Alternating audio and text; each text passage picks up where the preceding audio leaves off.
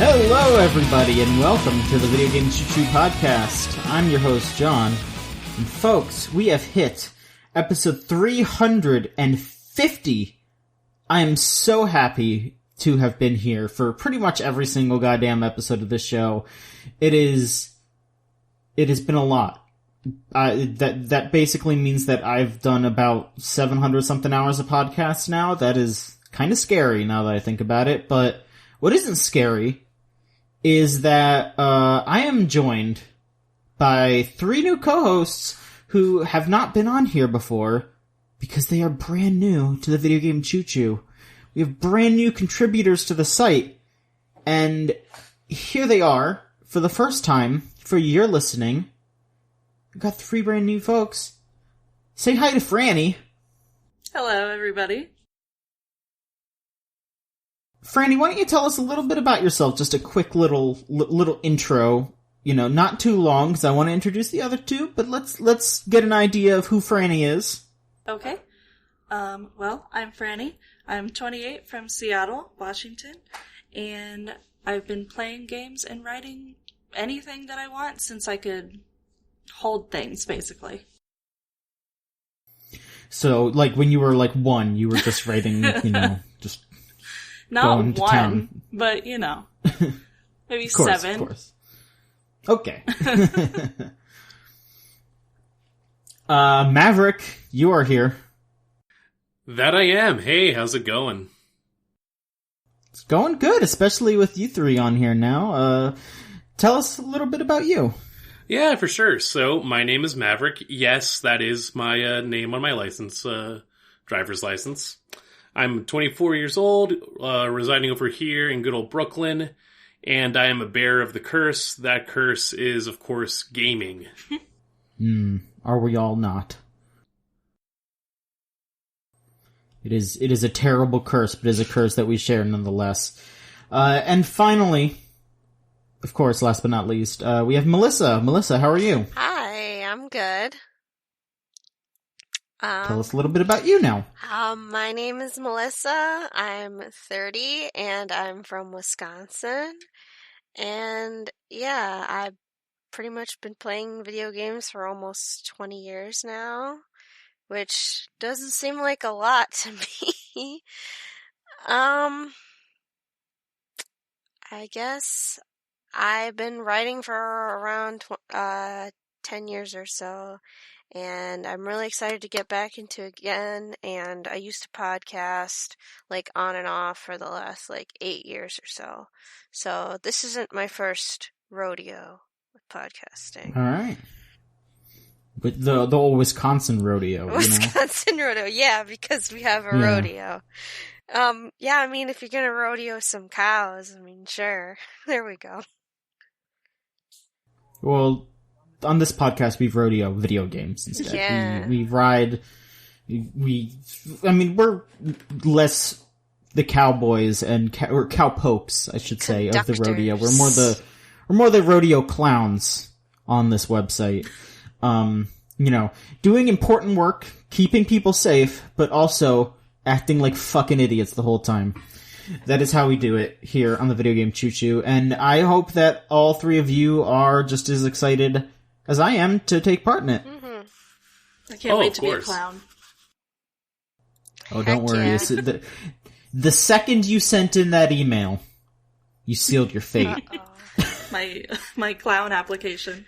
It's like that one meme where it's like they're putting on the clown makeup. I love that one. Yeah. So here we go. How about I'll go one by one with you all, and we can get an idea of the kind of stuff that you're into, not just games, but just in general, but games as well. Just share the kind of stuff that you think that the listeners would like to hear about you. I'll just go ahead and start the way that I did earlier. Franny, let's hear a little bit about you, your history with games. You said, you're writing, you did all that, but what are some things that you really love? And what are some things that you would love to just completely obliterate from the face of the planet? Let's see. Some things that I love. I love old JRPGs from the mid-2000s. Mhm. Like, all of them, especially the ones that are really badly voice acted. I really love Starbucks Frappuccinos and Japanese wrestling and my 2 cats. Those are some things that I love. All right. Yeah, those are all very, very powerful things to enjoy. So, are there any, like, big highlight JRPGs that you played, maybe growing up that, really set into stone the kind of person that you would be? I guess Star Ocean is one of my favorite franchises. And it's one of those ones that I have no idea how popular it is. So when I bring it up, I don't know if anybody's going to really know much about it. I've played all of them, even the really bad ones. And it's one of those series where I'm constantly hoping for a new one that isn't either really bad or just a glorified card trading game. Oh, but card trading games are fun. You're talking to the wrong person about cards. They don't grab my attention. Fair, but I'm just saying, I think one of the first days that you were, like, in the Discord server, I started rattling off stuff about some new Yu-Gi-Oh! Thing that were, like, sushi, like, boats made out of sushi, so... I loved that, and I think that's different. It's like, you expect Yu-Gi-Oh! To be cards, but when you go from, like sci-fi fantasy, JRPG, to, like, card game, it's like... Alright. That's fair, because I also didn't like when Yu-Gi-Oh! Went from card game to Victorian-era RPG, which, that's a real game. Which one was that? I think it's called Duelist of the Roses. Oh, I feel like I got that game cool. and played it for like 5 minutes and was like, what is going on? It's horrible. It's really bad. It doesn't make any sense. Probably one of the funniest lines in any video game ever spoken, or not even spoken, just written, is, I don't remember the exact, Victorian person that he was, but I think it's just Yugi, like Yami Yugi, and he just says, well, my name's Henry Tudor. I prefer to be called Yugi. Oh, Henry Tudor? Yeah. Wow. Oh my god. It's nuts. It's absolutely nuts, but, it's bad too. It's not fun to play. Okay. Maverick, how about you? Let us know some stuff about you. Alright, let me see. I don't really have a specific preference to game. I feel like growing up, I've definitely been exposed to a lot of those, regardless of genre, but specifically just due to the, accessibility of games I had at the time, I kind of took a while to really set in with the multiplayer aspect of online gaming, and so now that I finally have the means to do that, it's such an uncharted territory for me. I remember a few years ago, having to get a copy of Watch Dogs 2, and I accidentally stumble into an online mission where I'm just unassumedly being into voice chat with this random elementary schooler, and I'm just I do not vibe with this man, but I guess we're doing a mission, and it was the most uncomfortable experience I've had yet in terms of gaming.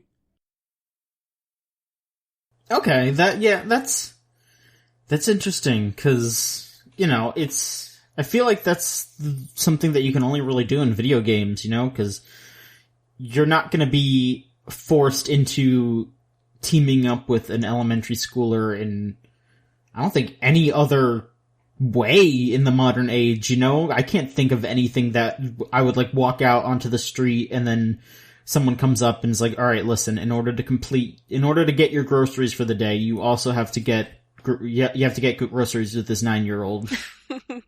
Yeah, I've done plenty of work in education, so somehow it wraps back around, but there's at least more of a presence to be put upon when you have to be, responsible for a kid versus having to be the person that you're shooting alongside, and they're also, not even through puberty yet. But no, outside of gaming, I'm also a big fan of wrestling. That's been one of the things I've gotten back into in the past few years.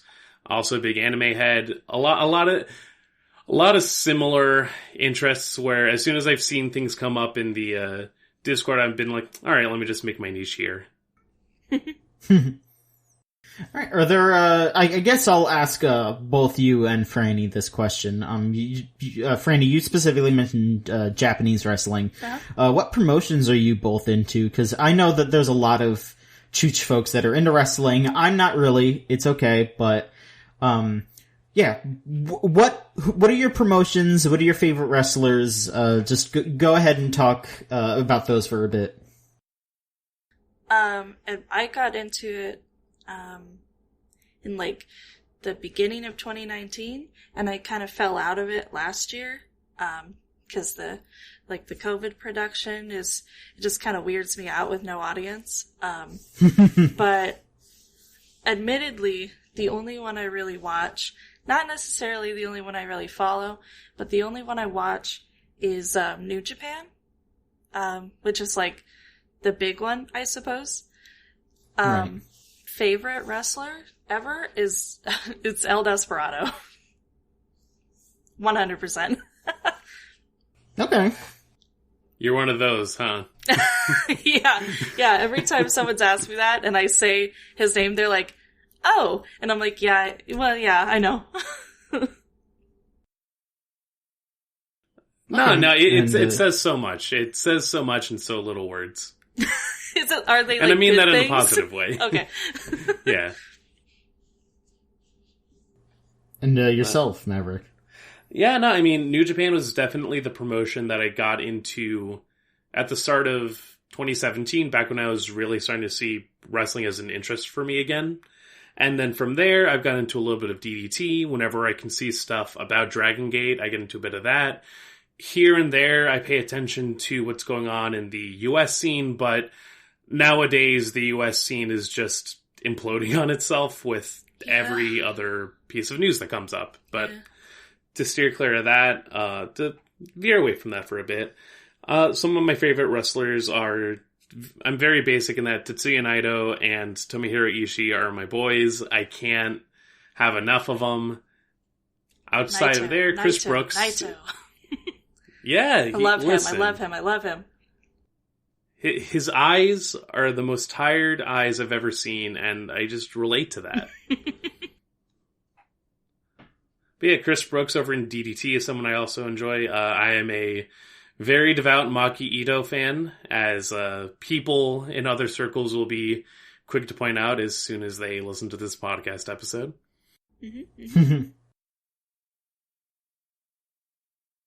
Okay. All right. And Melissa. Hi. Let us know a little bit about you. Yeah. Well, I guess I too really like JRPGs. To bounce off of Franny, I did play one Star Ocean game, but I think it was like 4. It was like on PS3 or something. And that one was so bad. It had some really bad voice acting. But, you know, it was okay other than that. I wish I would have played some of the other ones. But I guess some of the other ones I would definitely say I'm a big fan of would be like the Tales of series and like Final Fantasy. Yeah, probably like Kingdom Hearts, but I don't know, not as much Kingdom Hearts these days. I just feel like 3 was such a letdown. But yeah, I'm into some like action games, like some Devil May Cry is pretty good. And I love Shin Megami Tensei. And Persona. But I'd have to say probably Persona 3 is probably my favorite out of the more modern ones. Then what about the non-modern ones? I haven't played too much of them because I really wanted to play all of 2, but then my PSP broke, so I couldn't use the disc drive anymore. But someday I definitely want to play the rest of Persona 1 and 2. And maybe Okay. I'll do some kind of review on that. 'Cause that would be Sure. pretty good. All right. That'd be cool. Okay. Yeah. Oh. But And is there anything else you'd like to share with the class? with the class, I guess I could say I'm a huge anime fan, and I like discovering more older anime these days, other than watching like new anime. So yeah, that's something interesting about me. What are some of your favorite older animes? I guess I really like Macross, like the original ones. A few years ago, I watched Macross Plus, and I thought that was like one of the best anime movies that ever came out in the 90s. Like, the music is great, the animation is awesome, and they had two different versions. They like had the OVA version and the movie version, which has different scenes and different music. Because one of the older ones, I like stuff like Cutie Honey and Devilman. Oh yeah, I actually I got the Devilman, like the original manga. They like did this really nice reprint I recently. have one of them. I don't have the other one though. It is completely off the shits. Yeah. It is just dumb as hell. I cannot recommend it to anybody because it's kind of offensive too. But I got my friend to watch the OVA with me with the dub, which is like one of the funniest dubs ever. Yeah. It's very good. It's like, on one hand, Akira, the main character, he's like, oh, I miss my mom and dad terribly. And then he's like, if you ever say that again, I'm gonna rip off your head and shit down your neck. And I'm like, whoa, where did that come from? It's very good. It's very good. But that is not the podcast for this. That's not the podcast. We will probably we will figure out having y'all on Chuchigatari one. sometime. Yeah. So we can get started talking about some games here. I'll start us off, cause I, recently had a little bit of an excursion in that, I gave up the Ghost, folks. I decided that keeping my PS4 for the culture was dumb. It's not something that I should do, and I should sell it. So I did. I got rid of my PS4. I got pretty much the going price for it from the game store that I sold it to, which is, like, really good. Especially because I was missing an HDMI cable, so they took some money off from that. Which, I mean, I probably have the HDMI cable, it's just in a big pile with the rest of my HDMI cables, so, I don't know. As they are. Mm-hmm. Yes, as they are. You know, All it's tangled. extremely... Yeah, extremely dad energy shit over here, where I'm just like, I have cables, I don't fucking know. But I did trade that in, and I did buy some games with it, but then I still have some money left over, so I'm just kind of like, alright, well, we'll see what happens. Next time I go there, if there's some expensive GBA game, I got money towards it. There you go. Mm-hmm. But I also traded in the PS4 version of Devil May Cry 5, because then I just got the PS5 version that's got Virgil bundled in, because you know your boy wants to play as Virgil. You know I want to play as Virgil. Nothing but Virgil. Nothing but Virgil all the time, 24/7, Virgil o'clock. You want to feel the powerful blade. I do. I want to use the Yamato. As someone who hasn't really played that much Devil May Cry, can you explain the appeal of Virgil to me? Other than the pictures of him that I've seen? Do you know Shadow the Hedgehog? Yeah. Well, then you know Virgil. Okay, fair enough. Edgy.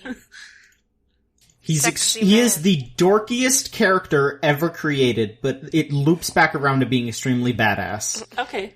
Like, it really comes to it, honestly. Yes. While he's doing moves where he slashes you 1,000,000 times, he just goes, ashes to ashes. And it's so good. It's so good. He is such a dweeb. He, pulls his hair backwards. Like, his hairstyle is just him pulling his hair back. He looks so terrible, but he is so badass. Everything, because that's the thing, is that, like, he is every 12-year-old boy who said, I have the power of God and anime on my side. But he actually has the power to back that up. Like, he can actually do all that cool shit that you pretended to do on the playground as a kid. So, he's very good. He's very fun to play as. In the base version of the game, you played as the three main characters of Devil May Cry 5, Dante, Nero, and V. And they are all very fun to play as characters. I think Dante in Devil May Cry 5 is probably, like, the best character action game character ever. Like, his moveset. He has so many weapons and so many, like, options, because not only does he have, I think he has, like, 5 or 6 different weapons, he also has 4 different styles that he can switch between at any time. So you can flow between all of those different weapons and all of those styles as you go, mid-combo, mid-combat, anything. You can just do anything. And, like, that's so much for one character. And then, like, that's just 1 out of the 3 and now 4 characters that are in this game. And unfortunately, when you play as Virgil, you just play through the entire game as him, because, it's not a spoiler. Virgil is the bad guy. You fight Virgil in, like, every Devil May Cry game. Yeah. So, Virgil is, the big bad of this game. You fight him at the end. And then it's, I don't know why this is the first thing I thought of, but do y'all remember the PS2 Spider-Man movie game? Of course. I think so.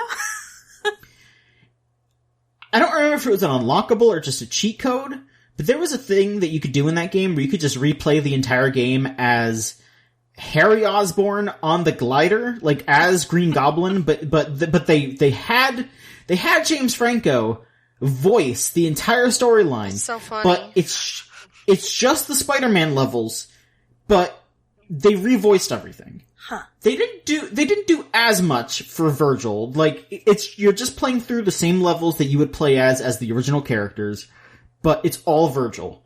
And he has his own moves, he has his own abilities, he has 3 different weapons that you can switch between, and you level him up just like you would the other 3.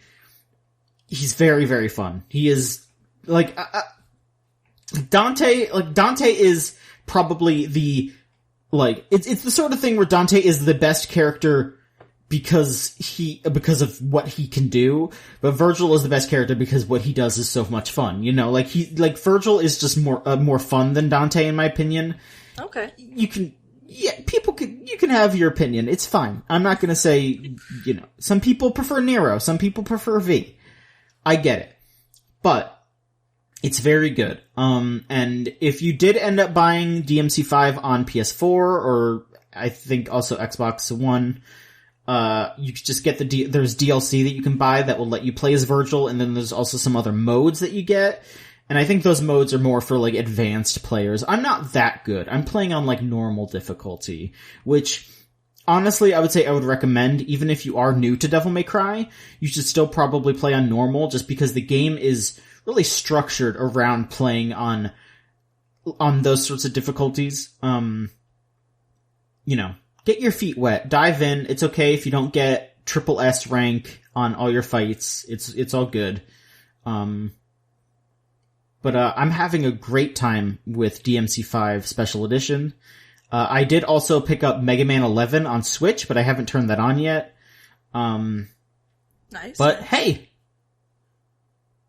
good haul for trading in a PS4 that I'm never going to use again, because, PS5 is just that, but the load times are faster. So there you go. I'm kind of weirdly attached to all of my old systems. So yeah, same. I just probably have couldn't them all in a box. Yeah, like, I was feeling that too, but for the PS4, I was just like, no, I don't need that, because, when I think about the old systems, at the very least, I'm like, okay, I still have my GameCube from when I was a kid, because that is, I feel like, a very different experience. But PS4 to PS5, there is a marked difference playing on the PS4 and playing on the PS5. Mm-hmm. Like, if I'm playing a GameCube game on the Wii, it is the exact same thing as playing on the GameCube, so I might as well just play it on the GameCube. Who cares? I have that. It's fine. Yeah. But PS5 actually makes PS4 games better. So you don't need a PS4. Once you have that PS5, it's done. PS4, done. That PS5 is my new best friend. Yes. That is maybe my dumb, weird way of telling myself that it's okay that I sold it, but whatever, it's fine. I don't miss it.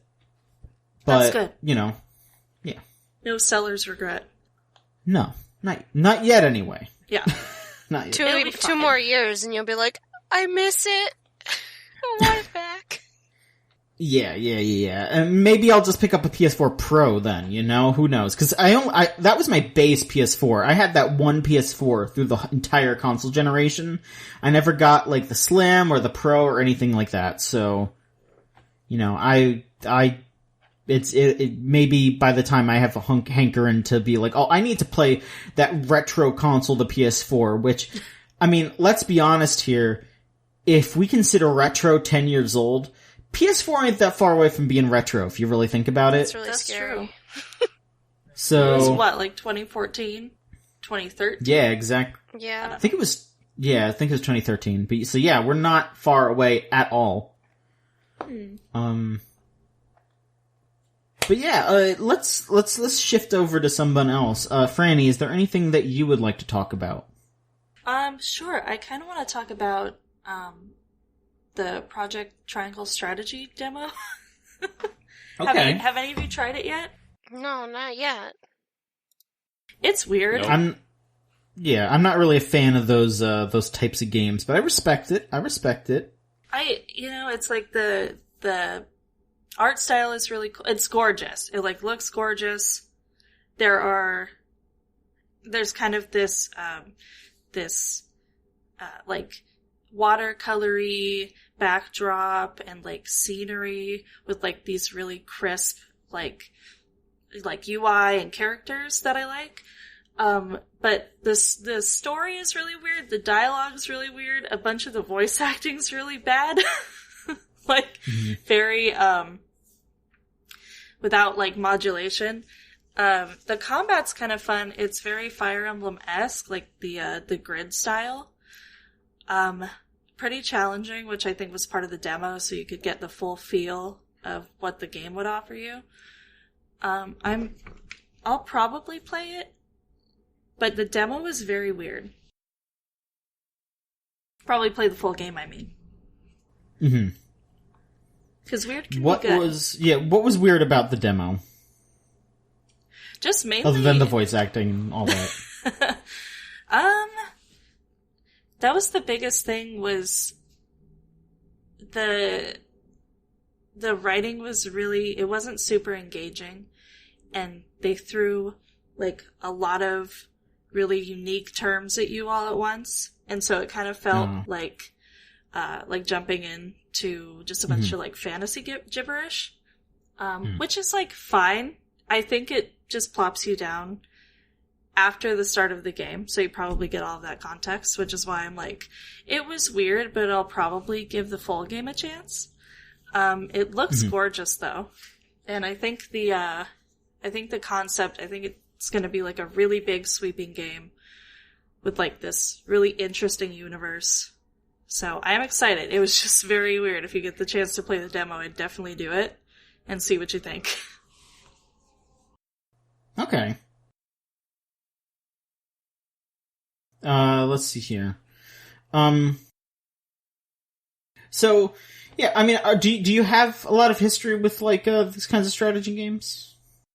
A little bit. Fire Emblem games, like that grid style, yes. Old, like, big, sweeping, esoteric fantasy settings, absolutely. Bad voice acting, absolutely. Yes. So, like, that's why I'm still kind of like, I kind of want to play it, even though I was sitting there playing the demo, and I was like, what the fuck is going on? But it, like, touched me in such a way, you know, like, when, like, they ported, like, Star Ocean 1 and 2 to the PSP, And I was like, oh, it's so weird. It's kind of bad. I'm having, like, the time of my life. Sometimes games just hit you like that, you know? Yeah. Alright, well, I mean, the thing is, though, is that I don't think it's by the exact Bravely Default team, but it's, like, by some of those folks. Yeah. And they always do that thing where, like, they put out the demo and then they'll send out, like, a questionnaire. Yeah. So, who knows, maybe some of the stuff that bugged you or bugged other people will be addressed, but, at the same time, you should probably write in, like, keep the voice acting so that way they don't change it, Yeah. Maybe it's gonna be one of those things where all of, like, the flaws that I feel are, like, flaws now will be, like, things that I love later on once I've played it for 20 hours. Right. It's like that whole thing where, I don't remember who said it, but it was like, once we move on to a new medium, then we look back on the old one and we mostly remember the flaws. Yeah. Like, how people always, like, want, like, scan lines and all the bad filters on VHS stuff. Yeah. It all becomes aesthetic. Mm-hmm. Yeah. Alright. Maverick, how about yourself? What's going on in your neck of the woods? Yeah, so I think most recently, my gaming ventures have led me to continue with The Legend of Heroes, Trails of Cold Steel 2. Okay. And so earlier in 2020, I had a friend recommend that I go through Trails of Cold Steel 1, just in terms of what I was looking for in an RPG, and I think it was as a part of some discussion that we were having in a server where it just came back around to, at a time I liked Persona 5, but then as I grow older, there's some things that just keep rubbing me the wrong way. As a side note, at some point I have to play Strikers because it apparently is answering a lot of what I wanted out of that original game, but anyway, Trails of Cold Steel was recommended to me, and what was probably supposed to be about 3 months of gameplay just stretched out for the entire year because, pandemic happens and brain goes some interesting ways. But out of that experience, before the time I even got to the last third of that game, I was already in, and I had bought 2. I had bought 3 the last time that they were on sale, and so I'm committed to this journey, but currently going through 2, and it's really been fun to find an RPG series that is enjoyable in terms of its content, not trying to take itself too seriously, but also just having a lot of fun with the world building. And this was also a specific thing that I was really feeling after a lot of that discussion about Persona 5 in terms of having a main character that still had agency and drive, even though they're supposed to be a player avatar, if that makes sense. Yeah, totally. Like, the other example I can think of is Kiryu from the Yakuza series, where there's a lot of stuff that you can do in the Yakuza series, but at no point is it ever referred to as separate from what Kiryu does in the events of the story. It is canonical that he is into slot cars. It's canonical that he likes to go to karaoke. Whether or not you engage with that is up to your discretion, but it's not something that's written out of the actual character. And there's something similar that happens with the main character for the Trail series, Rain Schwarzer, where you have a backstory, you have this lens of the narrative, and excuse me, and it's very enjoyable. It's enjoyable to have the exposure of the world that is also very fleshed out, since The Legend of Heroes, the Trail series, is already spanning a long list of games in itself, and that the Cold Steel series is following the Trails in the Sky series, which is also which also has sequels in Trails to Azure and Trails to Zero that haven't even come out in the US. And so there are a lot of games that are in the series, but with those multiple games, at no point does it feel like Cold Steel. And Cold Steel is often seen as the entry point for a lot of people, just in terms of being the most recent entries in the series, and still having enough of its own identity that as it slowly drips in the rest of the world, because it's very much a breaking point with what's happened so far.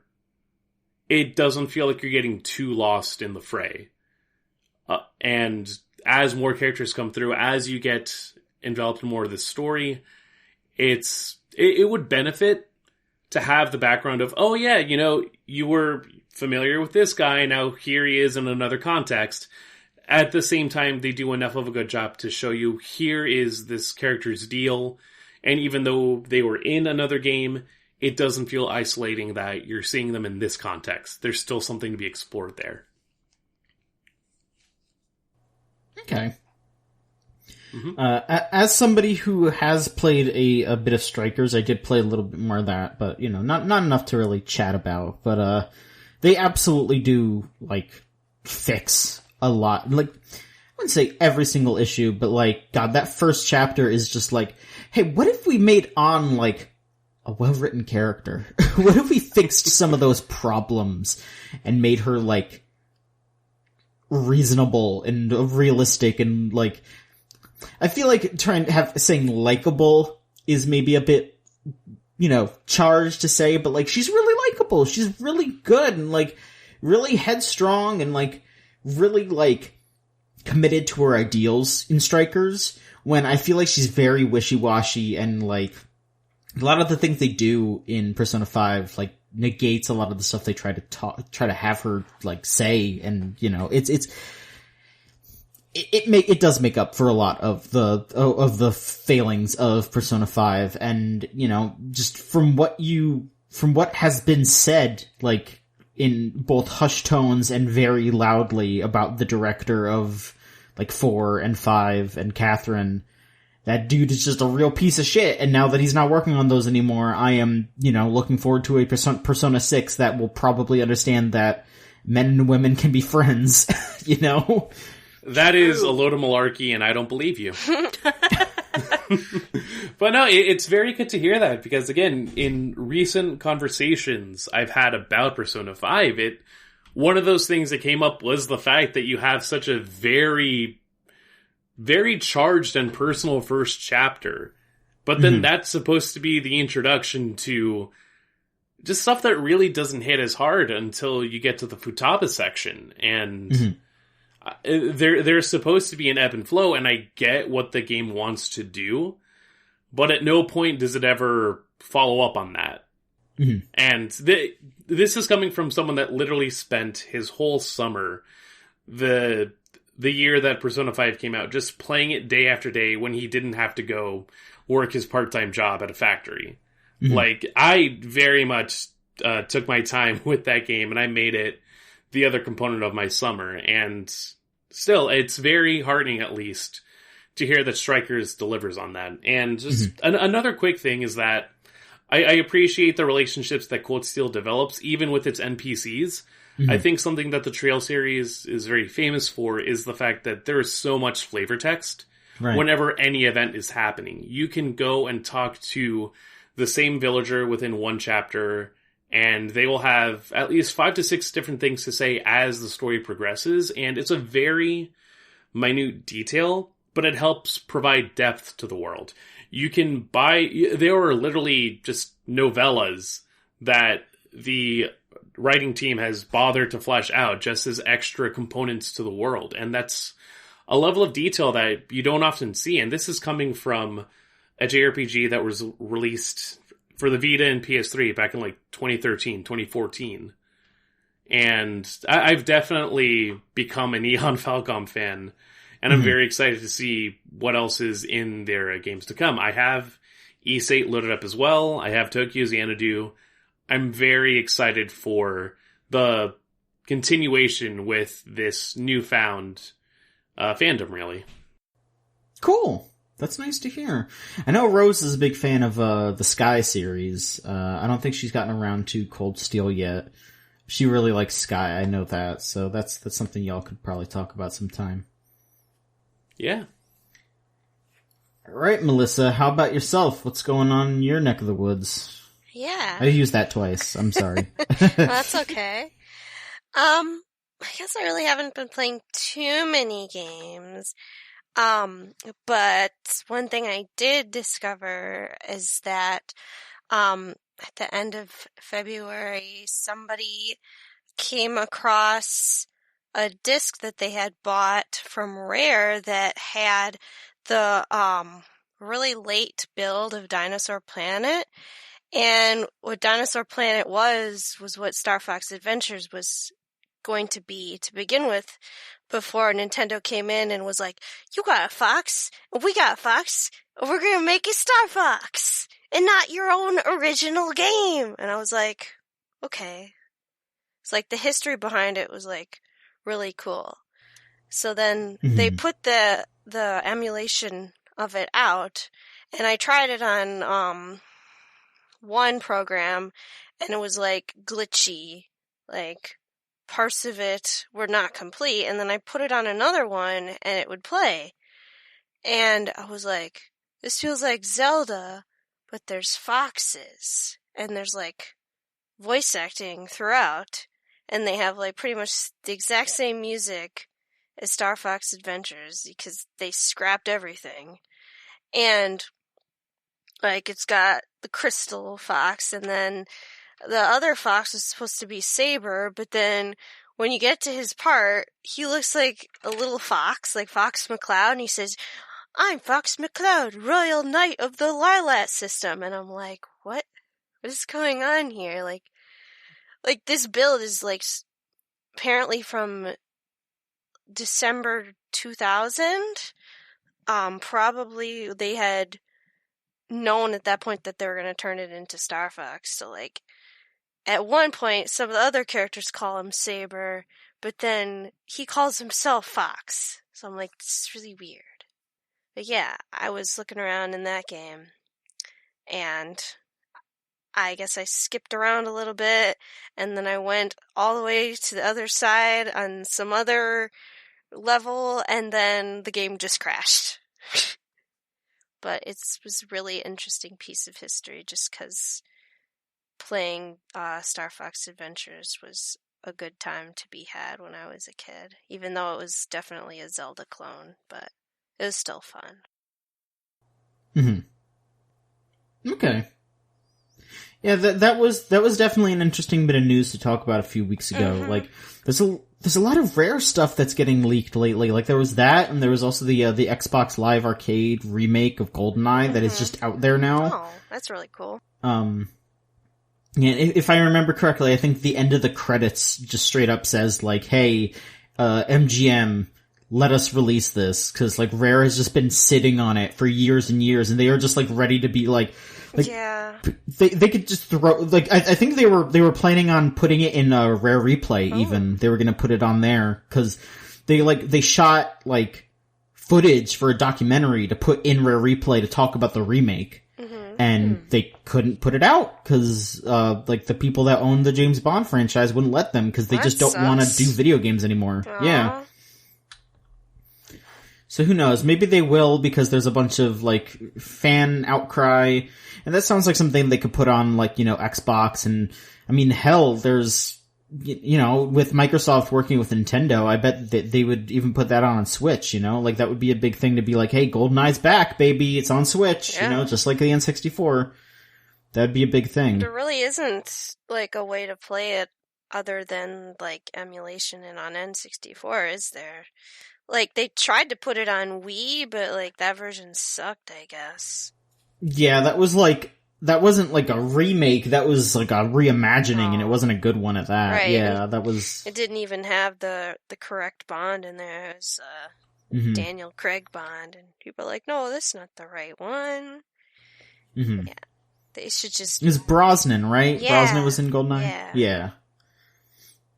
And I mean, there were those old rumors that were saying that, like, they did actually put the other Bonds in as multiplayer characters, but then the rights holders came in and told them to take it out. Oh. And, yeah, there was, like, cause I'm getting a lot of this information. There was, the Matt McMuscle's What Happened about it. Oh, yeah. I watched that, too. Yeah. Yeah, he talked about how, like, on the last day they were allowed to have those Bonds in the game. Like, everyone in Rare had, like, a big tournament where they, like, all played as the Bonds. that would be cool. Like, if there's a multiplayer mode, and you could just play as a different Bond, and they would have, like, their own catchphrases. They should put all of them in, you know? Like, if they want to celebrate Bond, they should put all the Bonds in. And I need to stop talking about James Bond. I feel like I feel like Greg Turkington from On Cinema, where he's just, like, standing there with the Bond footage in the background. He's just, like, shooting the gun at the camera, and Tim's just like, what is this? Explain it right now! Oh god, give me a month where I can just, like, catch up on Cinema, and then I'll be able to match you on that end. It's something we all gotta do, I feel like. On Cinema is, it's essential. It's real good. Oh yeah, no, my roommate abides by it. He's gonna be psyched for whenever they come back with the Oscar specials. They said they're doing one this year. Living Oscar Part 2. Yeah. Alright, let's see here. I guess we could move on to the news stuff here. Let's see. I think I accidentally closed the news I was going to talk about. Because I'm a dum-dum. Let me see what we have. Where is it? I am sorry. I am so sorry. Where is it? Oh, here it is. Okay. So, Devotion. That is the Taiwanese game by Red Candle Games. They made two very popular, very prolific games, Detention and Devotion. But Devotion was taken off of Steam and other sites because of pressure from there's some all the talk that it was the Chinese government that did it, but it was mostly due to just a lot of backlash from Chinese gamers because there was like a poster making fun of Xi Jinping in the game. Mm-hmm. So they went to try to remove it, and, just things happened. They couldn't bring it back, yada yada. For like a hot second, CD Projekt Red said that they were going to put it on GOG, but then almost immediately afterwards said no, because they got the smallest amount of pushback. So, dumb. But, really? Red Candle Games did what they probably should have done a while ago, but it's good that they have now. They have their own storefront, so you could buy DRM-free copies of both Detention and Devotion. If you want either of the games, Devotion is like $20, Detention is $17, and you can buy both of them for $33. So, you can get a pretty good deal on that. And they're good games. They are good horror games. So, yeah, if you want to support Red Candle in any way, you could do it directly through them, and you can get a DRM-free copy of the game. So that's pretty nice. Have any of you tried either Detention or Devotion? No. I have not, and this is my first time hearing about it. It sounds really interesting. Yeah, I'm looking up images, and I'm like, this looks very spooky. Mm-hmm. Scary. Yeah. Well, now you can try out both of them, or one, whichever one you want. Franny, what's going on with Disco Elysium? It's coming to the Switch and the PS4 and the PS5 really soon in a special kind of newer edition called the Final Cut, which has more quests, full voice acting, which was one of its like really strong suits. And I love a game that has full voice acting. Like even for little passing comments, it's all fully voice acted. And have you played Disco Elysium? I played a bit of it, and funnily enough, my computer at the time couldn't run it. Oh no! And then I upgraded my computer, and almost immediately afterwards, they were like, oh, we made it so this could run on like a toaster now. So I was like, well, okay. I still needed to upgrade my computer, but still. Yeah. It did seem, I wouldn't say it seemed a super graphics intensive, but it was like very beautiful and it ran very smoothly. And there weren't like a lot of loading screens. So I guess I could see how that would happen. But they've updated a lot of stuff. You can, if you're on PS5, it's like 4K and there's like audio improvements. It's just like a really polished version with some added stuff to it. Yes. Yeah, I was, it was one of those things where, like, then by that time I was playing other stuff, so I didn't get back around to it. And I was like, alright, I'll play it. But then they announced the final cuts, and now I'm just gonna wait for that to come out. And that's the nice thing, is that the final cut is gonna be a free upgrade if you already own the game. So you don't have to worry about that. If you already have it, you have the final cut version. So I would say probably just, if you haven't played it yet, just wait for the final cut to come out. Yeah, I only got a few hours in. It's one of those games where you have to kind of feel like you have to play it kind of all at once, you know? Because there are so many little elements to the story and everything is really in depth that I feel like if you like left it for a few days without maybe like a book of notes, you would kind of lose the path. Mm-hmm. So I think I'm just going to wait for the final cut as well. Sure. There was some other news about it though recently. There's a bit of a kerfluffle over in Australia because it was denied a rating over there, which pretty much means it can't be sold. It's kind of up in the air what that'll mean because it probably definitely means it won't be available on consoles. But there's a good chance it might still come out on PC because, PC is a little more loose with how that works. I don't know what their kind of qualifications are there. Do you know why it was denied a rating? There was an exact quote, if I could pull it up in a moment. They said,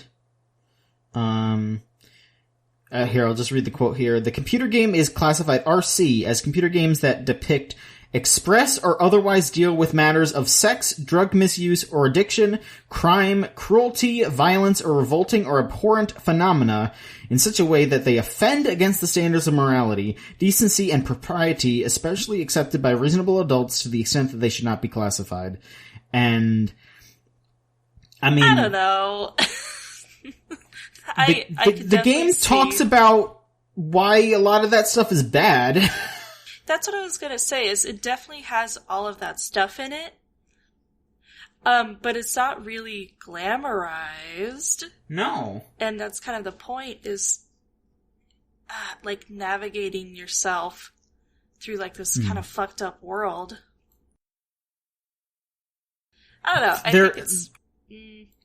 There is also some arguments that, there might be some more conservative people out there that want to shoot the game down because it is extremely and proudly left-wing. Oh, absolutely. The developers that made it are just communists. So, I love this. Did they cite, Marx and Engels in when they received their award? Yes, they did. Yeah, love that. Love everything about it. The famous gamers. Yes. Yeah. Yeah. So, there's some theories about that. I don't know how much I will apply to that, but, it's a very poor reading of the game if you're just like, well, this guy is the main character is a major alcoholic, and, one of the first things that happens in the game is he, looks at himself and he's just like, oh god, the effects of being an alcoholic has, ruined his body. He has to kind of reckon with that. It's, it's not glamorous at all. So it's really important to notice and kind of take into consideration how they frame all of the bad stuff. Mm-hmm. All of the, really harrowing topics. So that's a shame. I really hope that something happens where more people get to experience Disco Elysium, because it's probably one of my favorite games ever. 3 hours in. Hey, that's mighty praise. Maverick, how about you? Any news strike your fancy?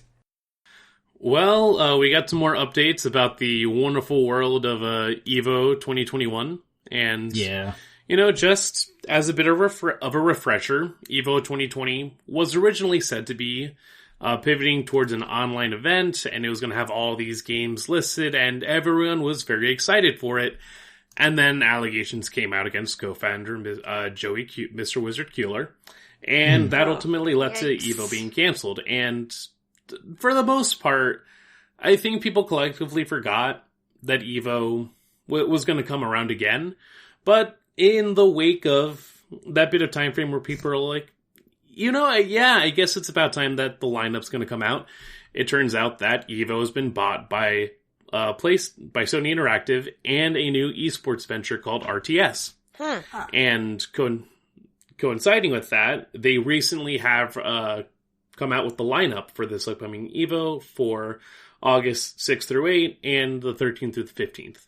And the games that are going to be presented are going to be Tekken 7, Street Fighter V Championship Edition, Mortal Kombat 11 Ultimate, and Guilty Gear Strive. And so one of the things that is immediately catching a lot of people is that there's no Smash. And there are a lot of ways that people can view that. But ultimately, I think it's important to recognize that this is going to be an online-only event. Mm-hmm. And Smash, in terms of its online viability, even amongst Smash players, will tell you that that is not the means to play Smash. Yeah. And then, coinciding with that, it's looking at the list between EVO 2020 and 21, you can definitely tell that it's a tamer lineup overall. There's no Dragon Ball Fighters, even though you just recently came out with the new Fighter Pass.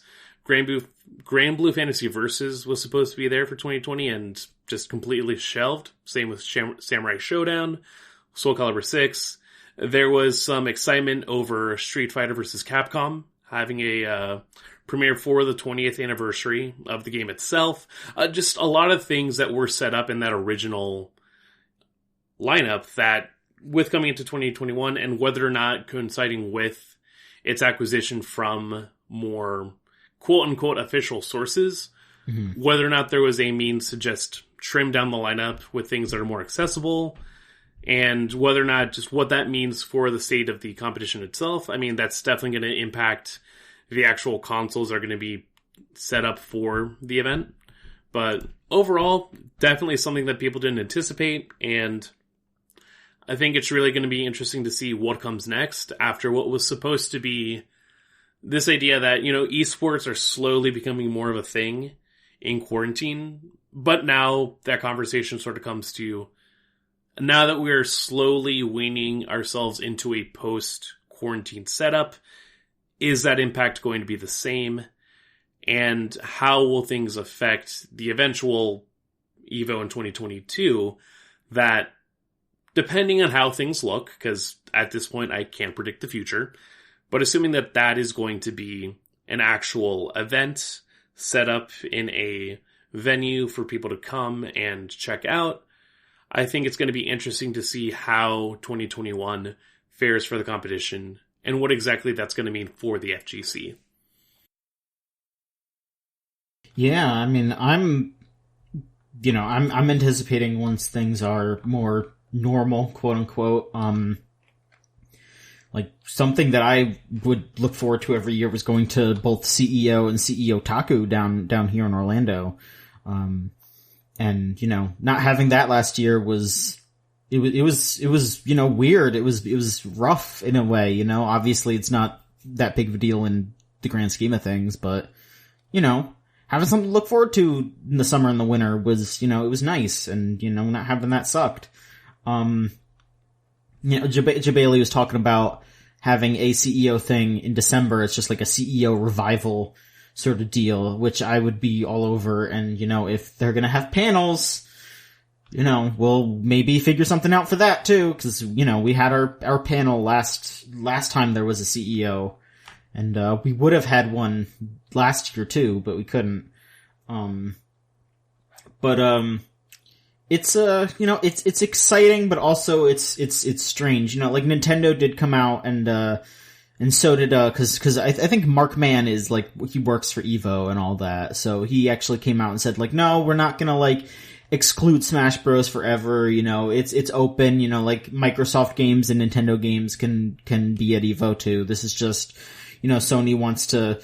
And Sony's been actually hosting like tournaments lately. They've been doing a lot of like cross tag battle tournaments, and I think they did some Sam Show as well. I think that the games that they chose for EVO specifically were due to A, the online situation, and B, like Street Fighter kind of has to be there. Exactly. Yeah. So it's just, you know, there isn't an online version of Marvel vs. Capcom 2, so they probably didn't want to, or there technically is, but, you know, not anything current. It's just, it's up in the air. I'm sure if Nintendo didn't have their heads up their asses and actually gave Smash Bros. Good online, it would be there. You know, I'm sure that if Sam Show had a rollback, it would be there. I think right now the answer is just, does your game have a rollback or something that is as close to rollback as possible? Or is it Street Fighter? That's it. Yeah, exactly. That's, I think once you get past the initial shock and once you get through a good amount of PlayStation All-Stars jokes, that's ultimately what it comes back down to. That these are games that at least have good enough presence or good enough online that you have to incorporate them. And then once there is if there is a return to a venue setup, you'll ultimately, I don't hesitate to think that they will bring back Under Night In-Birth, that they'll bring back Soul Cal, Sam Show, a lot of these other, what were supposed to be debuting games as well. I think they are going to have their time, but it's going to be in a position where either they are going to have to be set up to incorporate rollback in some capacity. I know Arxis has been talking about incorporating rollback into some of their other games. But yeah, it's going to be something to really... This is going to be an experimental EVO, and that's for sure. Yeah, for real. Alright, Melissa. Hit us with something. So... Today they announced that Shin Megami Tensei 3 Nocturne HD is going to come to the West in May, on May 25th, and for the first time it's going to be on PC. But it's also going to be on PS4 and Switch. So they're going to have new difficulties and voice acting in both English and Japanese for the first time. And people who get the Digital Deluxe edition will be able to start playing on May 21st instead of the 25th, which seems really cool. And yeah, I'm pretty excited to play the whole thing. I tried playing it before. I don't know why I stopped. But I really want to play the whole thing. And having voice acting makes it awesome. Mm-hmm. Yeah, but I definitely think people should try it out. Even if they haven't played like any like Shin Megami Tensei or Persona games, just because it has this new difficulty mode where it might be a little easier for people. I know that this game can be really ridiculously hard if you want it to be. Like, there's a different path where it's like ridiculously hard. Yeah, you know, give people options. More options is always the best. Yeah. I will say it's pretty lame that they are... the price tag's a bit much. Yeah. It's $50. $50 for a game that's like 18 years old. Like, if it was like $40 or $30, yeah, that'd be a lot better. I mean, you can still buy brand new copies of this game for $20 because Atlas still prints PS2 games. Which is nice. Yeah, it is nice. Don't get me wrong, but yeah, the fact that, you know, you could buy the original version of this for $20 and the remaster is $50 is asking a lot. Plus they've made a lot of these new bonus features and even the Dante stuff, you know, like if you want to play through the version of the game that has Dante instead of Raido, that's also DLC. Yep. Which... That's really weird that it's DLC and they couldn't just include it in the actual game. Yeah, the game is no longer including Dante from the Devil May Cry series. It is, it is DLC of Dante from the Devil May Cry series, which is a bit of a shame. Yeah, it doesn't even say that if you get the digital deluxe edition, you get all the DLC. Maybe you do, but I'm not completely sure, which would be really nice so you didn't have to, pay for those extra afterwards. Mm-hmm. It'll be featuring Joker from the Persona 5 series. Yeah, that makes a lot of sense. We'll see how it shakes out. But yeah. I am interested in the game. I definitely want to pick this up because, maybe I'll actually be able to finish it. Because I bought SMT4 and I got my ass beat pretty much immediately. And I was just like, I will try this again some other time. Is it the fight that I think you were having trouble on? I mean, I know everyone says the Minotaur. Yes. I don't even think I got to that. I mean, I don't know. I think that's a game that I would have to sit down and really plan out what I'm doing. Cause, I'm interested. I'm definitely interested in SMT. They seem like really cool games with really cool worlds and, they're such a different thing from Persona. I'm not gonna say that one's better than the other cause, I don't want to get into that argument. But I want to give those games a shot. It definitely feels like they're more mature than Persona. They are. They definitely are. Persona's, hey, let's go hang out. It's chilling out at the school in the courtyard, finding trouble. Yeah. I'm just singing the Yu-Gi-Oh! GX theme song right now. But SMT is, do you want to law or chaos? Just law or chaos. You can give yourself over to Satan. It's and then you can fight God. You can fucking kill God if you want. Yeah. That's the kind of shit that goes down in SMT, but I mean, that's also the kind of shit that goes down in most Super Nintendo RPGs, if you really think about it. Let's see, what else? Franny, is there anything else you'd like to discuss? The last thing I had actually was, I was looking for news, and I just Googled it. So I was like, what's going on in this world while I was driving around all day? And there's, let me see. The Strong Museum of Play and the World Video Game Hall of Fame announced the 12 finalists for induction yesterday. So there's a Video Game Hall of Fame. And the list of things here.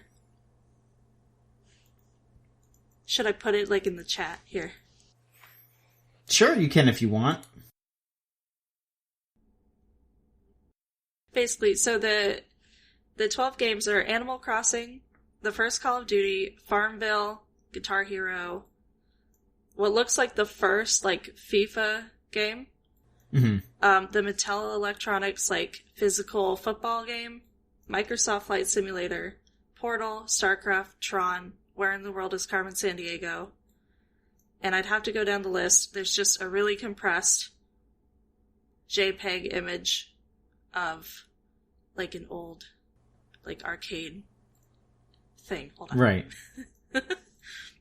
But yeah, it's kind of strange that they have to do these voting things, because I feel like Guitar Hero's been up to getting added for 3 years now, and it's just just put it in already. Who cares? Well, and I feel it's hard to lump all of these games together, because it's the reason why Farmville would be important is so wildly different from the reason that Portal would be important. Yeah. Also, that last game is Pole Position. Ah. Yeah. Oh, racing game. Okay, yeah, I can see that. Yeah. I mean, yeah, the Strong does a lot of really important work. They are also, they have ties with the Video Game History Foundation, and, they're keeping all those, documents and all those original games in, good shape so people can still play them and study them and, learn from them. So it's important stuff. And, they do this every year to drum up some attention, it's fine. But at the same time, it's just all of these games are important, just put them in the Hall of Fame, we don't, We don't Yeah, gotta just put them fight. all. It doesn't matter. Yeah. It's like they're all important for like different reasons. Nah, I didn't even know that there was a video game Hall of Fame. It makes sense. Mm-hmm. And this is really good, and I love reading like the reasons why they're adding it. Mm-hmm. And honestly, a lot of it comes down to how many people played it and like what came after it directly. Like what did it like directly inspire? Right. So, last year was Bejeweled, Centipede, King's Quest, and Minecraft. Those were the 4 that got in. I could see that. Mm-hmm. What 4 do you think are going to be added this year from this list? Do y'all want to give a shot? We can each choose Is this 4. the How about nominees? The nominees list? that? Yes. And people can vote. Oh, you can So, put your own in there. Yeah, you can. Well, you vote on these 12. So, which 4 of these 12 would you say are going to be put in? I can see the argument for Animal Crossing specifically based on the influence of New Horizons in the last year. Yeah. But then also, on its own merit, I think having a game that expands what it means to, like, think about the concept of play, and just how even that initial GameCube release had a lot of people hooked to the idea of just simulating life as it is a one-to-one, like, stand up to the clock. You could argue the same thing for Shenmue, but it's a different kind of feel overall. Mm-hmm. And I feel like Animal Crossing was so, like, it was really unique. Mm-hmm. Like, when it came out. Mm-hmm. It might have been, like, a little bit unlike what a lot of people would have played before, and it became so popular. I could definitely see Farmville. Yeah. Because that was, like, the first, like browser, mobile-ish type game that really blew up. Mm-hmm. Except for maybe, like, Angry Birds. But a lot of the significance of Angry Birds came from, like, how it ended. Yeah, Farmville is a strong contender. Guitar Hero, I could definitely see making the Final 4. Mm-hmm. Yeah. I think a lot of people in that, in the length of Guitar Hero / Rock Band's time frame, a lot of people have good memories of just having games as a part of the communal experience. Like, it was so easy to have friends over and just pass the controller around as you're trying to, like, play this one song on hard, as you're trying to play through the Fire and the Flames in its entirety, and whether or not you passed or failed. That was definitely a moment in gaming history that I think a lot of people look back on, if only because there's no equivalent nowadays. Yeah, it just kind of feels like it just went and then it's gone. Like, it just doesn't feel like it was, a long time ago. I mean, they tried to bring it back, and it didn't really work. And, like, Rock Band is still kind of a thing, because, like, if you go out and buy Rock Band, the newest Rock Band game, it's still getting support. Like, Guitar Hero, the new Guitar Hero got shut down, but Rock Band, it's obviously it's not as big of a deal as it was back in the day, where they were, like, releasing, like, huge song packs, and it was such a big deal that they were still, but, like, they're still putting out, like, a handful of songs every couple of weeks, which is, that's something that they're still for sure chugging along. Yeah, I think part of that, too, is that Harmonix is as much of a game studio as it is a music studio, as it is formed by people that really just care about music, and so it helps that passion is there to make the project consistent, even as they're doing stuff like Fuser and, like, a lot of their other ventures. I think at the same time, there's just something about when Guitar Hero came out, specifically after the craze of Dance Dance Revolution, before there was a lot of this focus on going from couch to couch to online. It just it's in a very specific moment of when gaming was starting to become more mainstream. And part of it and part of what helped was that your dad could come by and be like, oh, hey, I know this song. How do you play this guitar thing anyway? And the fact that, like, how many kids try to learn how to play guitar after trying to go through some levels of extreme difficulty on Guitar Hero. Mm-hmm. Oh, yeah. Plus, like, the physical simulation aspect of it. Like Dance Dance Revolution and Guitar Hero and Rock Band and that drum game that's on Switch. The new dance games that are on Switch. Oh, it's, like, kind of a unique genre. Like Dance Central and stuff like that. Yeah. Where it's not exactly, like... Because there's, like, games for, like, fitness and stuff, which might have branched out from games that had you, like, up and moving. Mm-hmm. But I think that kind of...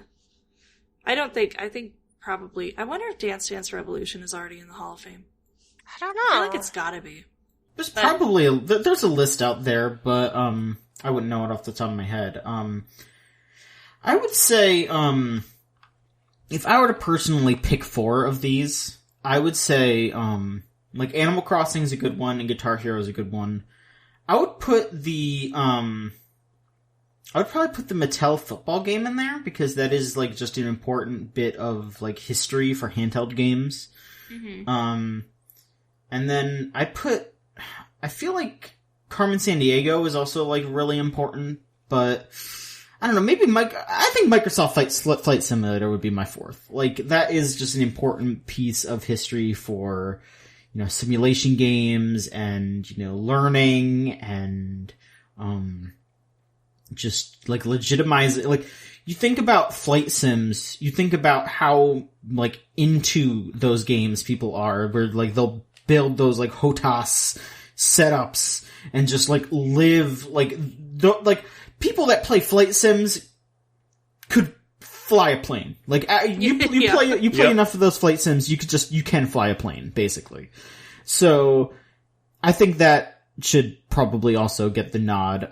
But again, like I think all of these games are worth it, you know? They're all worthy of something. Like you look at each of these games and, you know, for better or worse, they are an important part of history. Like, you know, like you talk about Farmville, you talk about like the positives of how, you know, people did enjoy those games, but you know, talk about the negatives of that too. Same with Call of Duty, you know, like Call of Duty is an important and like interesting piece of media in that, you know, it's a fun game that started, you know, that brought first-person shooters into the mainstream, but, you know, you can also talk about how it's, you know, basically like a war recruiting game, you know, like it's a part of the American military machine, you know, but at the same time, like, putting into a museum and, like, highlighting it as on a historical standpoint is, you know, important, because, you know, it's important to talk about these things. So, yeah. Same with FIFA Soccer. You know, you talk about FIFA Soccer, you talk about how important it is to, like, the culture of video games, to how, you know, you think about how they made FIFA Soccer games for, like, the PS2 for years and years and years because, you know, the Brazilian market was still buying them. But then you can also talk about how FIFA games are so embroiled in controversy over their, you know, their microtransactions and their DLC. It's, you know, it's important to highlight these things for years and years to come, to talk about the good and the bad. So, you know, I think any of those games are deserving of the nod. But that would be my 4. Mm-hmm. Melissa, let's hear one more thing from you. One more thing. In the news department. Okay. How about this? So, and now I just lost it. Okay, hold on one sec. It was something about these new beetles they discovered that they named after Pokemon. They named them after the legendary birds, and now I lost the link, and I have to find it again, so give me 1 second. Okay. Now, is Pokemon in the Hall of Fame? I don't know. It's gotta be, right? I'm gonna have to look at Video Game Hall of Fame. Let's just look at the list here. If I were to choose 4 out of the list, it would have to depend on what's already in the Hall of Fame. It says Pokemon was inducted in 2017. Red and green. Alright, let's see. Inducted games. Let's see. Let's see what's all on here. Okay, so in 2015, it was Doom, Pac-Man, Pong, Tetris, and WoW. So, you know, that makes sense. Yeah. 2016 was GTA 3, Sonic, Space Invaders, Zelda, Oregon Trail, and The Sims. Again, all makes sense. Yes, yes. 2017 was Donkey Kong, Halo, Red and Green, and Street Fighter 2. Okay. 2018 was Final Fantasy VII, original John Madden Football, Space War, and Tomb Raider. 2019 was Colossal Cave Adventure, Microsoft Solitaire, Mortal Kombat, and Mario Kart, original Mario Kart. And then 2020 was Bejeweled, Centipede, King's Quest, and Minecraft. That all makes sense. Mm-hmm. I feel like even if they don't get to some of, like, they'll always get the originals in there. Like, they'll take the foundational games, and they'll get them in there eventually. Yeah. Like I said, I think Guitar Hero's been on this list for, like, a couple of times, so... Yeah. All of these games are probably gonna get in eventually. It's just all about the voting. You know, they wanna make it a spectacle. They want people to be invested in this, cause, you know, it's... And it is It's fun. a fun thing. Yeah. And these are good lists, too. Like, I can't think of a good reason why any one of these games wouldn't be in the Hall of Fame. Mm-hmm. Mm-hmm. So, Melissa, can you tell us a little bit about these Beatles? Okay, I found it. Okay, so they discovered these new beetles, and I hope I don't butcher the names. They're Binburum articuno and Binburum moltres and Binburum zapdos. And they discovered these in Australia, I believe. Is there a reason why they are named after Pokemon?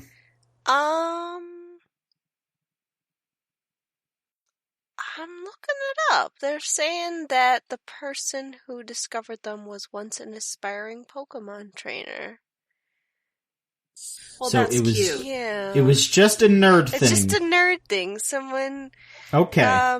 There's so much science that has, like, gamer stuff injected to it at this point. yeah, there's like a Pikachurin or something is like an element that somebody called after Pikachu, which is super nerdy. They just they I find believe a there's new a bug and they're like, protein. oh, we can call this whatever we want. I believe that there's a protein named after Sonic. Oh yeah. Yeah, that's true. And then an inhibiting enzyme, I think, also named after Robotnik. So, lot of fun that's being had at He says, STEM In organizations. "Yep." It's all fun. So this guy says, I was an aspiring Pokemon trainer when I was young, so because of the rarity of the specimens of these new species, he suggested that we name it after 3 legendary bird Pokemon. Oh, okay, so it's just like, alright, I gotta Just name it like- after some legendaries. Okay. That's Alright. cute. Yeah. I Yeah, like that is that. cute. Mm-hmm. I I can't do it after the dogs, because not everyone played Gen 2. Yeah. It'd be a bit of a stretch if I try and do Groudon, Kyogre, and Rayquaza. I feel like if there was like a new species of lizard, that would be cool. Like Groudon is a lizard and Kyogre. Sure. Well, it'll happen eventually. You know, some other nerd will do it. Yup. Alright. Well, thank you so much for doing all that. How about we move on to questions? Yeah. Yeah. Sounds Alright. good. If you, the listener, want to send in a question, go to videogamechoochoo.tumblr.com/ask, and you'll sound like these fine folks right here. Anonymous asks, if any of you had G Fuel before, Oh, does it man. work?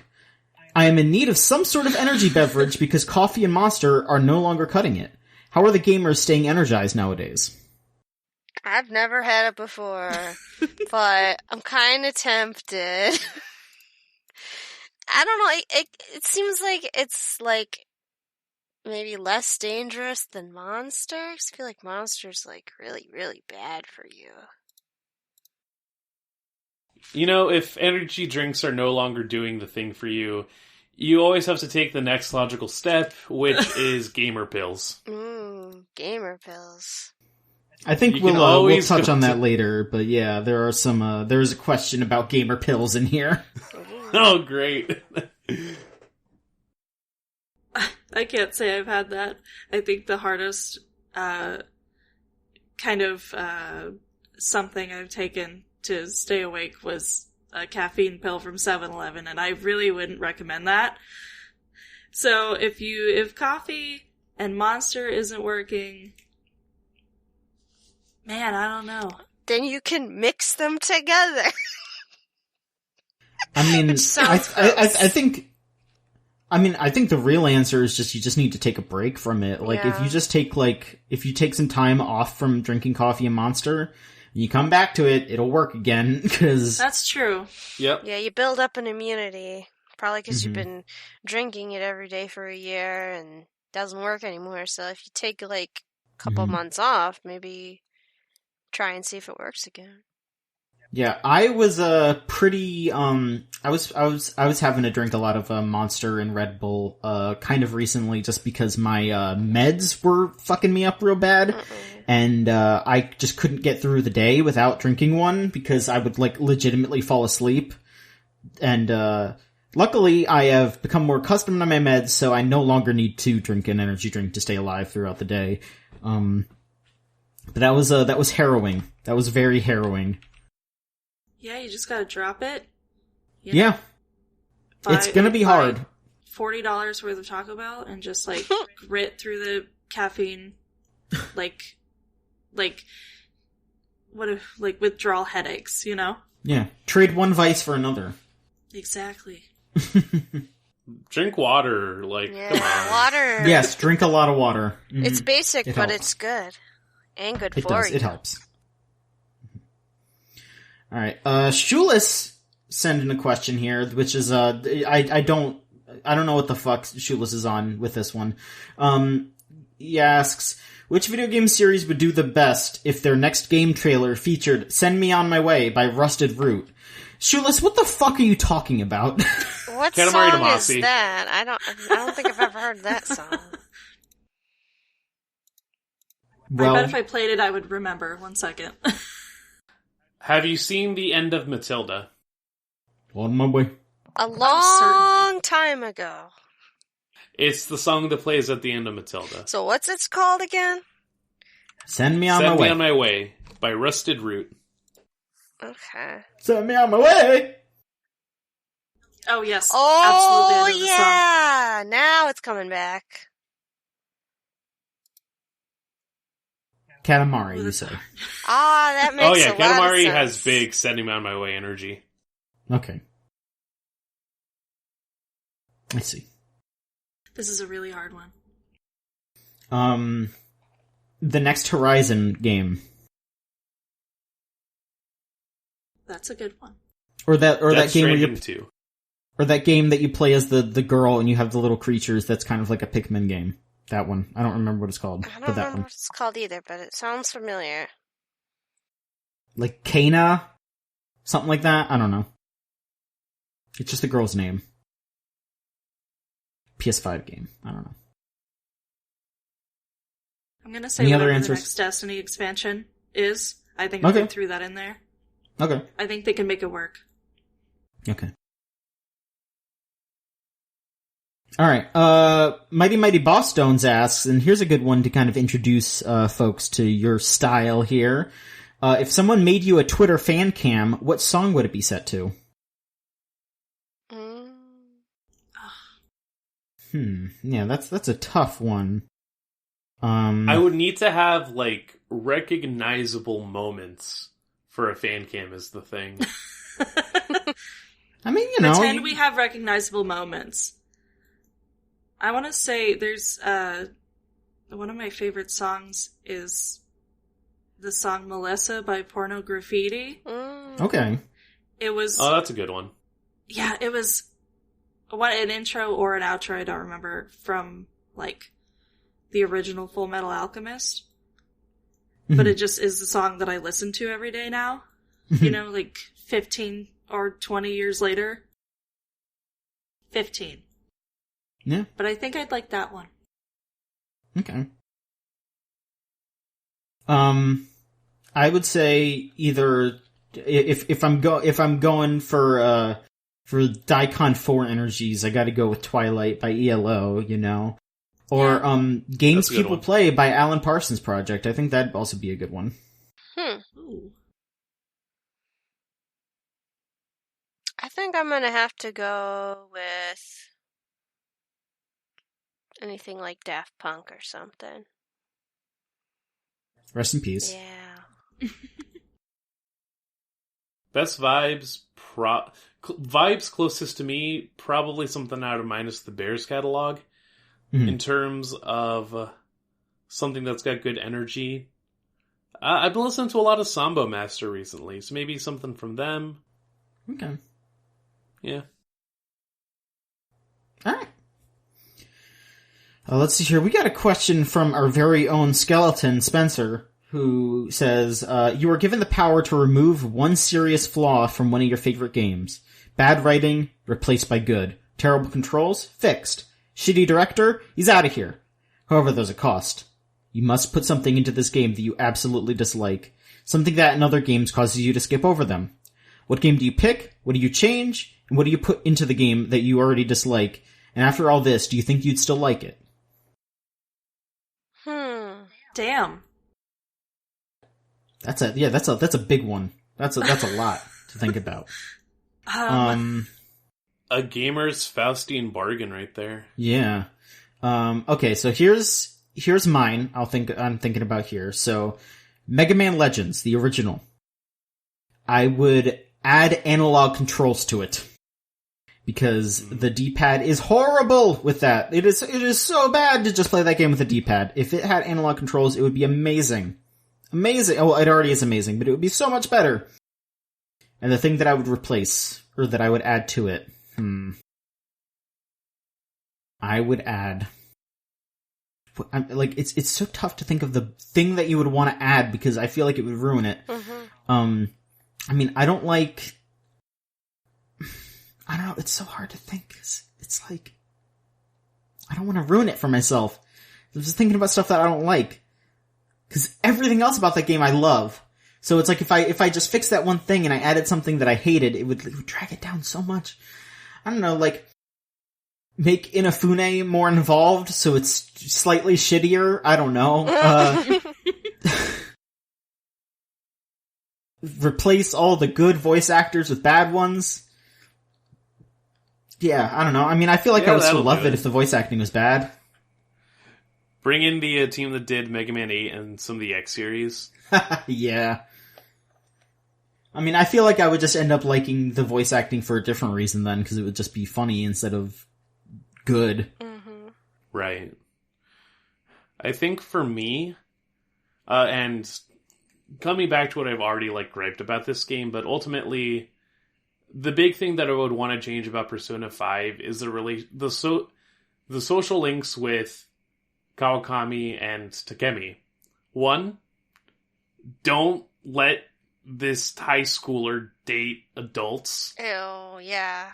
Yeah. And alongside that, make them actually interesting narratives. Because I think there is so much wasted potential with a teacher that is just really out of it and depressed and could at least see some of the bullshit that your character is going through, where it could just be a very...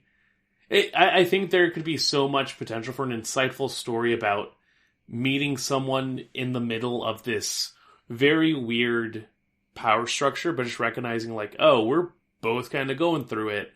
And even if it sucks, just having someone else that recognizes that does so much when you have to have a lot on your mind. Mm-hmm. And to extend it overall, make the characters that should be gay. Make the... Ultimately, yeah, take the director that fucking worked on 4 and 5, get him out of there, so you can actually have the social links that feel good and developed, and I guess make the fights SMT level of difficulty. If there is that initial difficulty curve, it's fine if I can actually enjoy the characters as they're intended to be enjoyed. Mm-hmm. Whereas I feel like a lot of fandom has adopted them to be. Okay. Yeah. Franny and Melissa, do you have an answer? Yeah, I thought that, like, Pokemon Sword and Shield was just way too easy, so I would definitely be like, yeah, add different difficulty levels to those games, just 'cause, like, they kind of feel like they're for little kids, and, like, the people who have been playing these games for, like, 20 years, there's not a lot of, difficulty in them.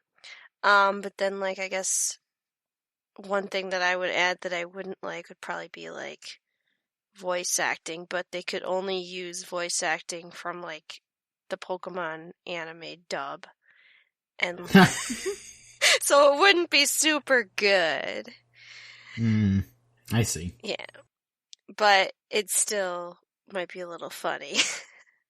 But yeah, I'd still play it if, like, the difficulty was hard, even though the voice acting might not be super great, but it'd still get a laugh out of me. Okay. How about you, Franny? Okay.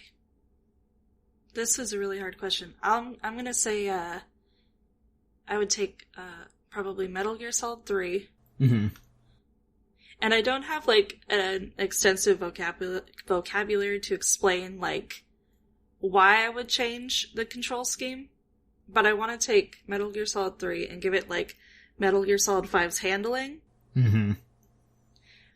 And then the thing that I hate, I'm going to add to it, is, like, microtransactions. But, like, for really, like, just flagrant, like, cameos. Like Dante from the Devil May Cry series. And just... like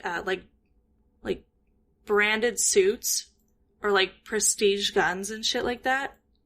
Like just gold everywhere. Would I still like it? No. Wow. No, I would hate it.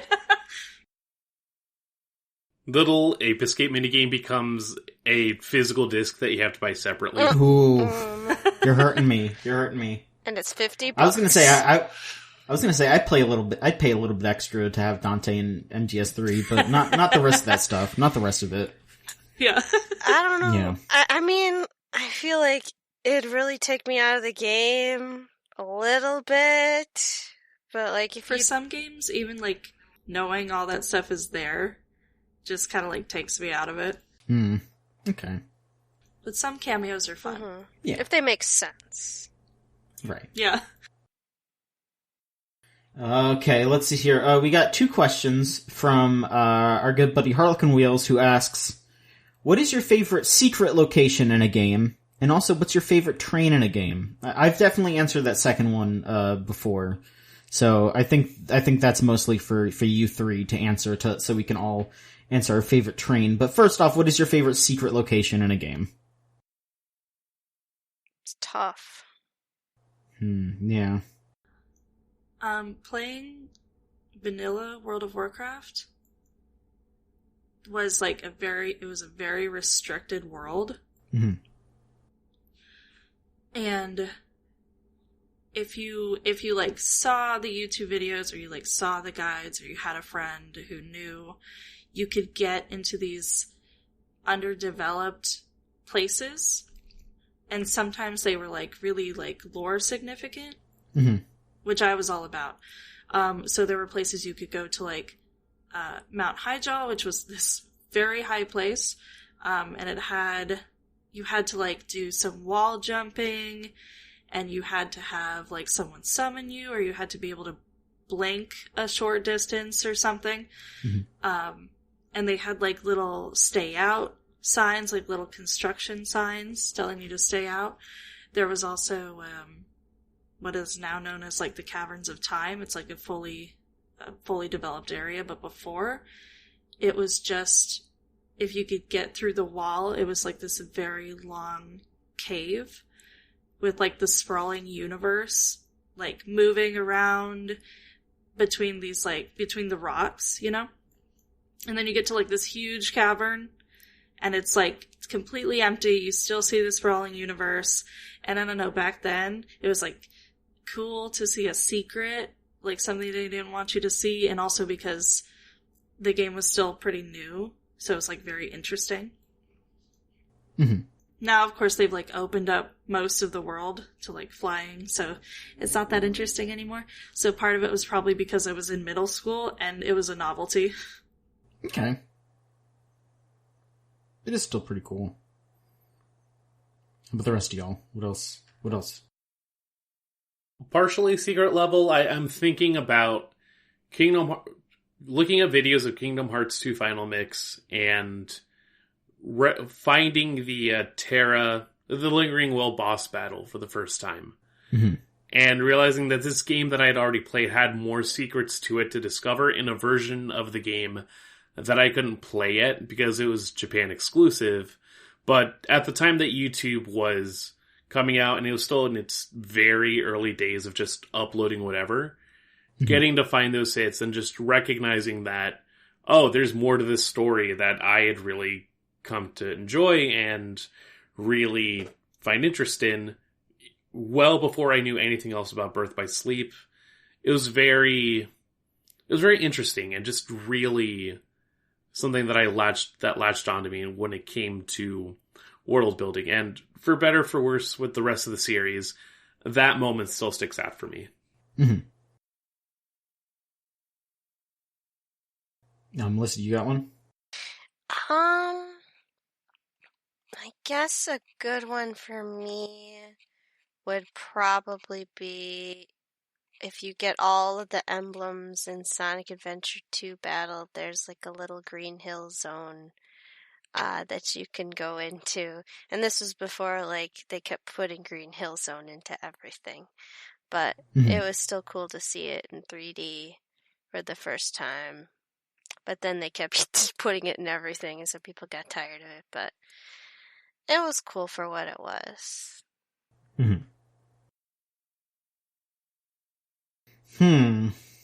Okay, let's see here. I mean, it's kind of tough to talk about, like, secret locations and stuff, because, you know, everything's so out there these days. Yeah, it's not really a secret anymore. Yeah. Nothing is anymore. I mean, probably the funniest and most classic one, though, is probably just from Red and Blue. It's physically possible to do it if you go through the long and arduous process of getting Surf before the SS leaves. You can go over to that little truck, and there were all those rumors. There was a Mew over There's there. There's a Mew over there. You could find it. It's like, no, I don't think so. And I still think it's a little lame that they never really made like a reference to it or anything like that. But, you know, it's fun. It's cute. I think they did in, like, Let's Go, where, like, you go over there and it just says, there's nothing over there. Or, like, I think there's a Revive over there. Yeah, that's it. But, you know, that's not much. And then, yeah, let's hear, all three of you, what are your favorite trains and games? Trains. Yeah. You're on the train website. You have to have an opinion about trains. I mean, here's the thing. I can just shout out the Erebonian Railways right now. That's shout out to my homies. The trains that run from all parts of the Zemurian continent. Sure. There you go. I'd have to say the Doom train from Final Fantasy VI. Sure.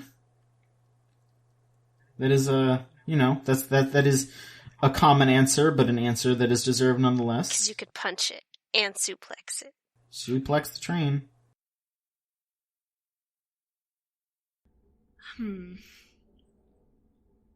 I'm torn between the trains in the Red Dead games because, you know, so quintessential for the Western genre. Symbolic. Added so much symbolic. Atmospheric. You could fight on them. You could tie somebody up and put them on the railroad. You could stand on top of them. But also the train from Paper Mario: The Thousand Year Door. Oh, yeah. Because you're like, you're there to like relax, and suddenly it becomes like a murder mystery. And who doesn't love that? I love a good murder mystery. Honorable mention to Charge Man. Yeah, alright. Was there a Charge Man video game? Not Charge No, Man that was no. one of the Robot Masters from Mega Man, but literally just a train. I thought you were talking about something else. Okay, never mind then. Alright, last question. This is, I think this is from Niall. It's anonymous, but I think it's from Niall. I got an ad for Gamer Brain Pills. If the new hires were products that already exist but are now marketed towards gamers, what would they be? Oh man. Okay. What needs to be marketed towards gamers now in order to get them to use it? Weighted blankets. Yeah. Oh. Yeah. But specifically so they can stop posting. How about like water bottles, so like they'll drink water and they'll stop being so dehydrated and drinking like Monster Energy and gamer fuel. Like cool water bottles that like have video game characters on them or something. Like yeah, I was gonna ask, how would you market your weighted blanket to gamers? Your anti-gamer moment suppression blanket. So it keeps you from being racist. Keeps you from being racist, keeps you in one spot. Keeps you from posting bigotry simply by not letting you get to your keyboard. yeah. Okay. So is this less of a game? So you're going to claim it's like a gamer weighted blanket, but in reality you're just selling like maybe like a straitjacket to a gamer. Is that what you're I saying? am secretly suppressing gamers, yes. Okay. Maybe you could put like Sometimes, Master Chief you know- on it or something. He could be like Yeah, exactly. You know, just put someone on it. like wagging his finger No, like it's a Psycho Mantis cosplay. No. Oh yes. Of course. And Franny, did you have one?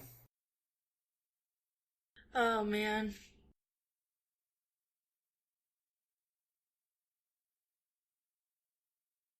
Recently I got a massage gun. Okay. And it's for like athletes, but I feel like, you know, if you use it, because I play games like I'm a goblin, like I'm hunched over, you know, and that can really do a number on your back. So I feel like if you just like work out those tense muscles, you'll be ready for more gaming, and also you won't be as, you know, maybe easily irritated. Ah, okay. All good answers. All right. Well, thank you so much for answering those questions, and thank you everybody for sending them in. Again, it's videogamechoochoo.tumblr.com/ask. And that'll do it for the show. Thank you three so much for being on. It was a real treat introducing you to everybody and, you know, going over stuff. We do have, if you're just a podcast listener, if you're not aware of the goings on that's on the website, we do have a fourth person. Ari has also joined up with the site. She is, mostly going to be helping out with producing, podcast editing, that sort of stuff. But she'll probably be on sometime. We'll talk to Ari sometime. I'll get her on here. We'll see how it goes. But she might be editing this one. I don't know. We'll see. We'll see who's editing. But that does it for the show. Let's see here. If you want to keep up with all the stuff that we're doing, it's at videogamechoochoo.com, our website. You can follow us on Twitter at VGChoochoo. We have a Tumblr, videogamechoochoo.tumblr.com, facebook.com/videogamechoochoo, YouTube, just search up videogamechoochoo. We have our Twitch, twitch.tv/VGChoochoo. You can join our Discord if you type in the gamezone.zone into your web browser. It'll bring you straight there, and you can come hang out with me and the new folks too, if you so choose. There's always fun stuff going on in there. You know, we got a voice chat, we got games, we got an anime room if you want to talk about anime. And if you want to support us, go to patreon.com/VGCC. It is just $3 a month for everything that we put on there a week early. Right now, it is still mostly just Chuchigatri Unlimited Trainworks, our anime podcast that we do bi-weekly. But we'll probably have some more stuff up there pretty soon. And it's just a week early, so don't worry about if you can't do it. Because it'll just be out a week later. It's all good. Thank you Melt Channel / Magic Circuit for a theme song Crush off of the album Magic is Real. If you want to listen to their stuff, it's meltchannel.bandcamp.com or magic-circuit.bandcamp.com. And, you can get it any time, but if you really want to support them, there's always those Bandcamp Fridays. Just keep an eye out for when people are talking about Bandcamp Friday, because then they get all the revenue. That helps them out a lot. Franny, where can we find you? Right now, I'm just on Twitter at a real goldmouth. I am locked because there's a grad school application pending, but feel free to request a follow. I'm not locked for any other reason, and hopefully will unlock soon. Other than that, that's pretty much where I'm at. Okay. Maverick, how about yourself? You can find me on Twitter over at MavSplaniaMania, and if you're thinking, Maverick, that seems a bit of a specific branding you got there, well, it is partially because of the fact that if you ever want to hear more of my wrestling takes, you can see me over as part of WrestleSplania, and that is over at WrestleSplania. Still in the process of getting some episodes out, but that's wherever else you'll find me, but mostly I just keep my goings down on Twitter. Okay. And Melissa, how about yourself? I do have a Twitter, but I don't use it anymore. I'm mostly active on Instagram. So my Instagram is Fatal Flare, and as well as my Twitter. I might come back to Twitter, but I'm just taking a hiatus right now. Okay. You can find me on Twitter at JOHN_MICHONSKI. It's just my goddamn name, because I'm a moron. It's okay. Thank you. But that's it.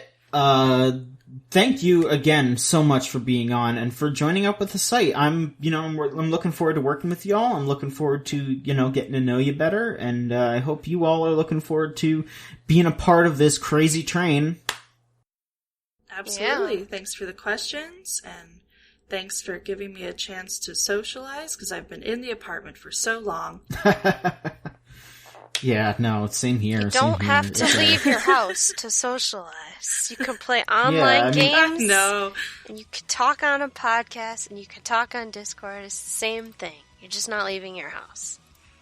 Yeah, Chooch has definitely been a rock in these trying times. So yeah, it's good. It's good.